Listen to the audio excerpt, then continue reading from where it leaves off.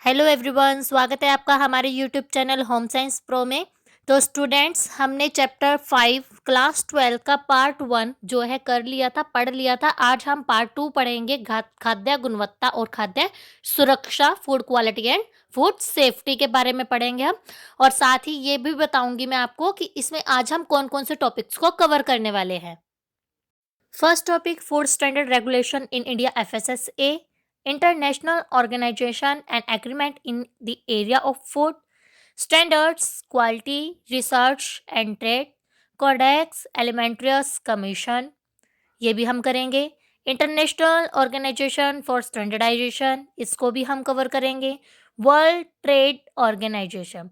तो ये सभी टॉपिक मैं अपनी इस वीडियो में कवर करने वाली हूँ। एंड नेक्स्ट वीडियो में मैं आपको food safety management system and scope, ये दोनों पार्ट को मैं अपनी नेक्स्ट वीडियो में कवर करूंगी, बिकॉज बहुत लेंथी हो जाती है वीडियो।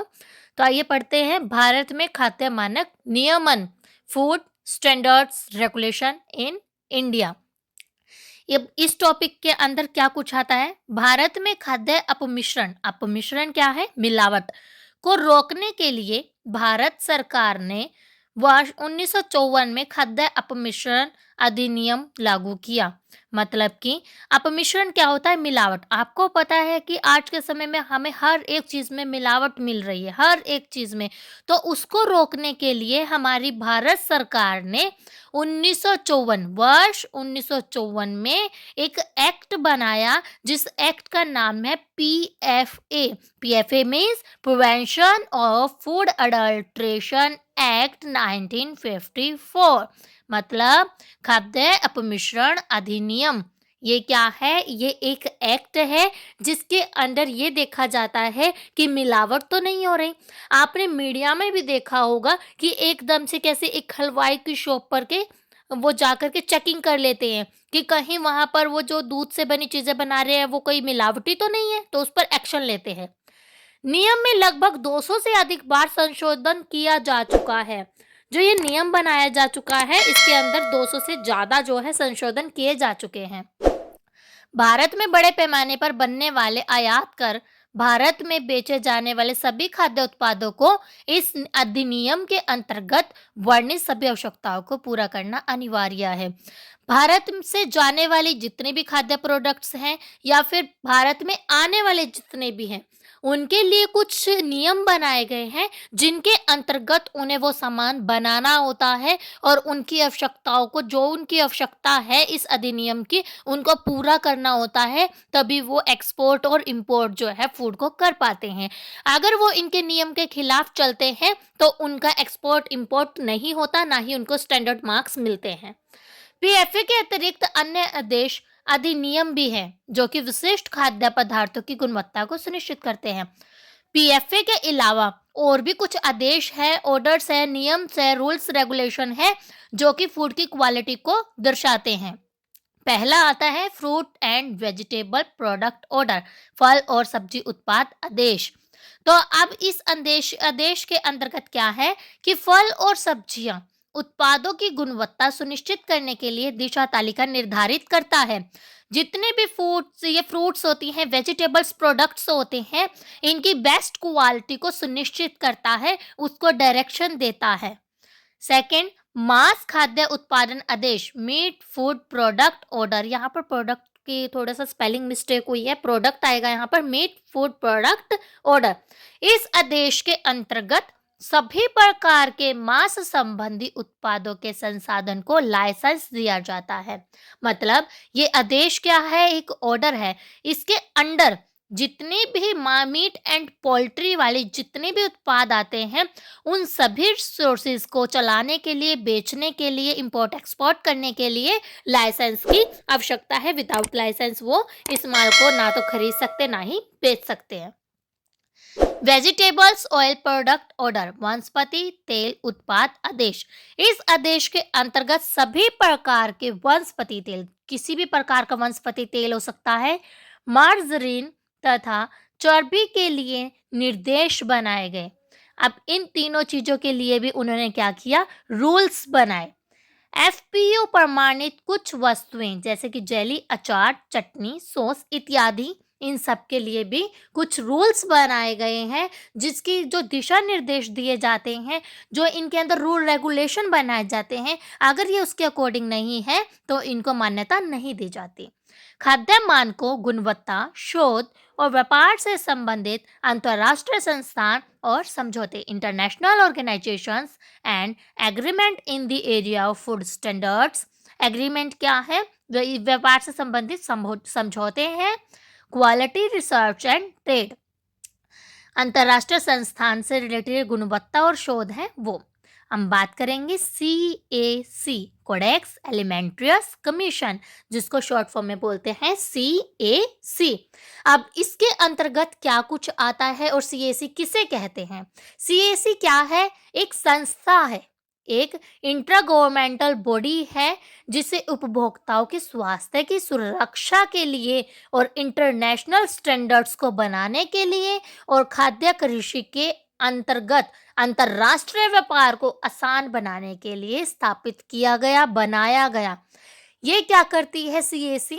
जितने भी हमारे खाद्य प्रोडक्ट होते हैं, जितने भी कृषि से रिलेटेड व्यापार होते हैं, उन सबको आसान बनाता है, उनकी सुरक्षा को सुनिश्चित करता है कि उपभोक्ताओं के स्वास्थ्य के लिए जो खाने की चीज़ें मार्केट में आ रही हैं वो स्वस्थ है या नहीं, उन सबके लिए अंतर्राष्ट्रीय मानक ये बनाता है। अंतर्राष्ट्रीय मानक कौन से हैं? जैसे ISI, FPO, FSSAI एक्सेट्रा, ये सभी। वर्ष 2017 में 187 देश इस संस्था के सदस्य थे। 187 देश, ये 2017 का डाटा है, ठीक है। भारत भी अपने स्वास्थ्य और परिवार कल्याण के माध्यम से इस संस्था का सदस्य है। भारत क्या है? अपने स्वास्थ्य और परिवार कल्याण मंत्रालय जो है, इसके माध्यम से, इसके थ्रू से इस जो CAC है, कोडेक्स एलिमेंट्रियस कमीशन, इसका सदस्य बना हुआ है। CAC खाद्य मानकों से संबंधित विकास कार्यों के लिए एकमात्र और सबसे महत्वपूर्ण अंतर्राष्ट्रीय संदर्भ केंद्र जो है बन गया है। CAC क्या है? खाद्य मानकों से संबंधित, मतलब कि स्टैंडर्ड्स जितने भी होते हैं हमारे, उन सबसे रिलेटेड जितने भी डेवलपमेंट वर्क होते हैं, उनका एकमात्र, इकलौता और सबसे महत्वपूर्ण, सबसे इम्पोर्टेंट इंटरनेशनल केंद्र जो है बन चुका है। इस संस्था के द्वारा प्रकाशित किए जाने वाली खाद्य नियमावली को अंतर्राष्ट्रीय स्तर पर अपनाए गए खाद्य मानकों का एक विश्वसनीय संग्रह माना जाता है। मतलब कि इसने जो रूल रेगुलेशन फूड प्रोडक्ट्स के लिए बनाए थे इंटरनेशनल लेवल पर, वो अपनाए जाते हैं और उनको मान्यता भी दी जाती है और सभी उस पर बिलीव भी करते हैं कि उनके जितने भी वो विश्वसनीय संग्रह जो है उनको माना जाता है। इस प्रकाशित परलेख को कोडेक्स एलिमेंट्रियस के नाम से जाना जाता है। जितने भी मैंने आपको इसकी इंफॉर्मेशन दी है, उस सारे को CAC के अंडर माना जाता है। अंतर्राष्ट्रीय मानकीकरण संगठन ISO, International Organization for Standardization, short form क्या है? ISO। I means international, S means standardization, O means organisation.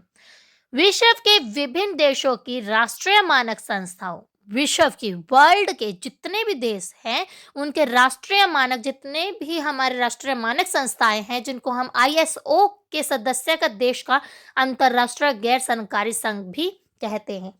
इस संगठन का जो मिशन है वो वस्तुओं को ISO के अंतर्राष्ट्रीय विनिमय को आसान बनाना है। जितने भी अंतर्राष्ट्रीय, जितने भी ये नियमावली बनाई गई है, उन सबको आसान बनाना, बुद्धिजीवी, वैज्ञानिकों, प्रौद्योगिकी और आर्थिक गतिविधियों के क्षेत्र में हेल्प करना ताकि वो विकसित हो सके। इस उद्देश्य से ये वर्क करती है। विश्व में मानकीकरण संबंधी गतिविधियों के विकास को भी ये मोटिवेट करती है, प्रोत्साहित करती है आगे बढ़ने के लिए।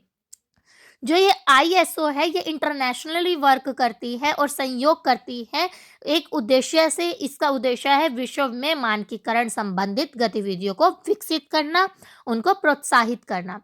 अंतर्राष्ट्रीय मानकीकरण संगठन द्वारा किया गया कार्य अंतर्राष्ट्रीय समझौतों के रूप में माना जाता है। इंटरनेशनल लेवल पर जितने भी मानकीकरण संगठन बनाए गए हैं और उनके द्वारा जो भी कार्य इंटरनेशनल लेवल पर किया जाता है, उनको ये एक समझौतों के रूप में माना जाता है और उन मानकों के रूप में भी इनको प्रकाशित किया जाता है। ISO 9000 गुणवत्ता आवश्यकताओं का एक ऐसा ही अंतरराष्ट्रीय संकेतक चिन्ह है, एक मार्क है ये, जो कि इनकी आवश्यकताओं को पूरा करता है और इंटरनेशनली लेवल पर इसको प्रकाशित किया गया है और इसके नियमावली को एक्सेप्ट किया जाता है।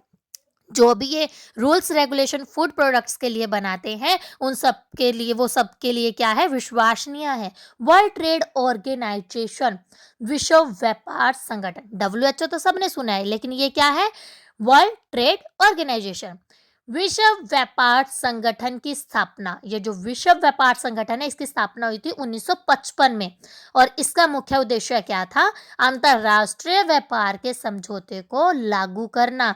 जो इंटरनेशनली लेवल पर जो बिजनेस होते हैं उनके समझौतों को लागू करना और किसी भी प्रकार के अंतरराष्ट्रीय व्यापार संबंधी विवाद को सुलझाना। अगर कोई विवाद हो जाता है इंटरनेशनली व्यापार में तो उसको सुलझाने का कार्य भी वर्ल्ड ट्रेड ऑर्गेनाइजेशन का ही होता है।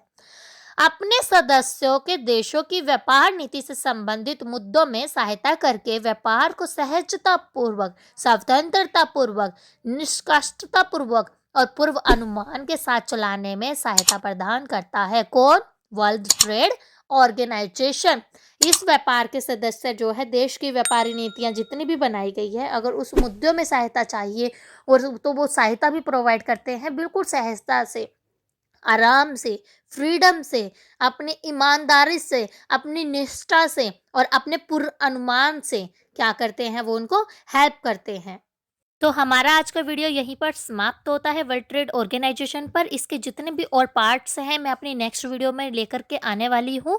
आशा है कि ये वीडियो आपके लिए बड़ी हेल्पफुल रहेगी, तो कृपया करके मेरे चैनल को लाइक, शेयर एंड सब्सक्राइब करें।